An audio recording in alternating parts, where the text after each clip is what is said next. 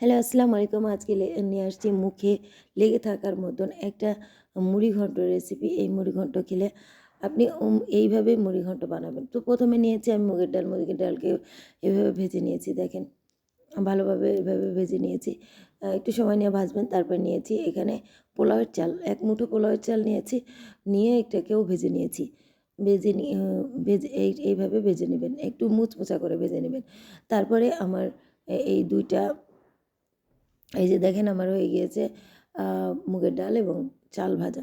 তারপরে এখানে আমি নিয়েছি মাথা, রুই মাছের মাথা, এটা লবণ হলুদ দিয়ে মেখে রেখেছি। তারপরে নিয়েছি মুগের ডাল, আলু, তারপরে পেঁয়াজ, কাঁচামরিচ, হলুদ, লবণ সব কিছু দিয়ে আমি এটাকে ঢেকে সেদ্ধ করে নেব। তারপরে দিয়েছি সরিষার তেল প্যানে। সরষের তেলটা ইউজ করবেন, এটা ভালো টেস্ট হয়। আমি তারপরে নিয়েছি মাথাটাই একদম ভালোভাবে ভেজে নিয়েছি।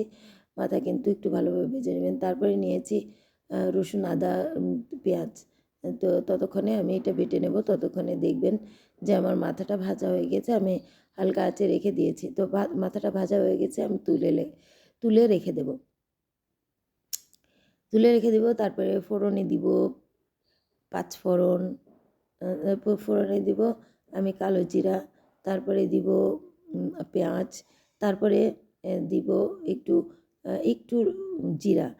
তো আমি জিরা বাটা দিইনি। তারপরে বেসিক মশলা দিয়েছি হলুদ গুঁড়া, তারপরে লাল মরিচ গুঁড়া, তারপরে লবণ, তারপরে ধনে গুঁড়া। এগুলো দিয়ে আমি ভালোভাবে তেল ছাড়া পর্যন্ত আমি কষিয়ে নিয়েছি পানি দিয়ে, একটু হালকা পানি দিয়ে। তারপরে নিয়েছি ওই আদা রসুন এবং পেঁয়াজ পেস্ট। তারপরে দিয়ে দিলাম ওই পোলাওয়ের চালের গুঁড়া।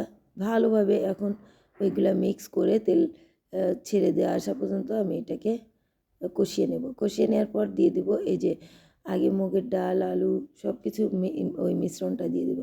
মিশ্রণটা দিয়ে এই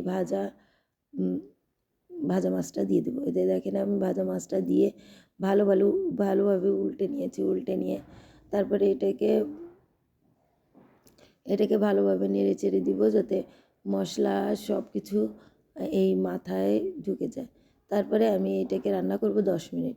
10 মিনিট পর আবার ঢাকনা খুলে দেখব যে এটা হয়েছে নাকি। তো এটা ঢাকনা খুলে নেড়ে চেড়ে দিয়ে আর রান্না করব 5 মিনিট। রান্না করার পর আমি চুলা অফ করে দিয়েছি এই পর্যায়ে। তারপরে দিয়ে দিলাম ধনেপাতা দিয়ে 2 মিনিট নাড়া দিয়ে, তো দেখেন কি কতটা লোভনীয় একটা মুড়িঘণ্ট রেসিপি হয়ে গিয়েছে। তো আপনি লাইক দেবেন, শেয়ার দেবেন, পাশে থাকবেন। আমার রেসিপি পছন্দ